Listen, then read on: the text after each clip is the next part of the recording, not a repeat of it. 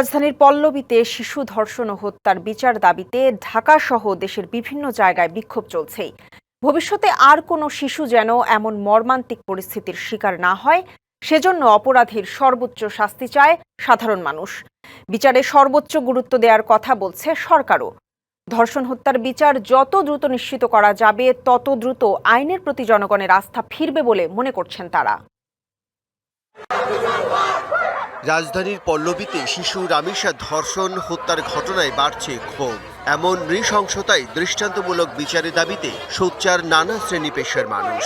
দ্রুততম সময়ে ধর্ষক এবং খুনির সর্বোচ্চ শাস্তি কার্যকর করতে হবে। বিচার দাবিতে শুক্রবার মানববন্ধন করেছে গুলশান সোসাইটি। বক্তারা বলেন, ভবিষ্যতে আর কোনো শিশু যেন এমন পরিস্থিতির শিকার না হয়, সেজন্য অপরাধীর সর্বোচ্চ শাস্তি নিশ্চিত করতে হবে।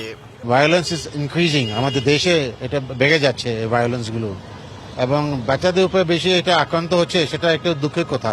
শুধু রামিসা না, আগে যা হয়েছে ওইগুলো দূরত্ব যেন ডিসিশন গুলো হোক। দেশে তো প্রচলিত আইন আছে, বাট অনেক সময় সরকার চাইলে স্পেশাল কেসে আইনটা চেঞ্জ করতে পারে। যারা রেপিস্ট, ওরা যাতে কখনোই বেল না পেতে পারে এবং ওদের বিচারটা যাতে অন্য একটা স্পেশাল ভাবে দ্রুতভাবে হয়ে যায়। ঈদ আসবে, সাথে ক্যাশব্যাকও আসবে। নিজের বা প্রিয়জনের জন্য কেনাকাটায় এবারও নগদ পেমেন্টে পাচ্ছেন দারুণ ক্যাশব্যাক। তাই যাই কিনুন, পেমেন্ট করুন নগদে।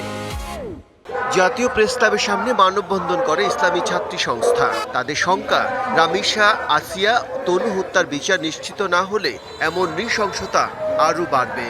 সকল নারী ও শিশু সহিংসতার সুষ্ঠু বিচার নিশ্চিত করতে অবিলম্বে দৃশ্যমান পদক্ষেপ নিতে হবে। এদিন পল্লবীতে শিশু রামিসার পরিবারের সদস্যদের সাথে দেখা করেন বিএনপি স্থায়ী কমিটির সদস্য সেলিমা রহমান। এ সময় তিনি জোর দেন ধর্ষণ হত্যার বিচার দ্রুত নিশ্চিতে। বিভিন্ন পর্যায়ে যেখানে নারী ও শিশুর অত্যাচারিত হচ্ছে কিংবা এইভাবে নৃশংস হত্যাকাণ্ডের শিকার হচ্ছে, সেখানে আমরা যাচ্ছি। এই যে রামিসার যে হত্যাকাণ্ড, সেই হত্যাকাণ্ডের প্রকৃত বিচার পাবো। সরকারকে বেকায়দায় ফেলতেও ষড়যন্ত্র চালানো হচ্ছে বলেও অভিযোগ করেন বিএনপির এই নেত্রী। এই সরকার যে কাজগুলো করতে যাচ্ছে তাকে বাধাগ্রস্ত করার জন্য অনেক রকম ষড়যন্ত্র চলছে।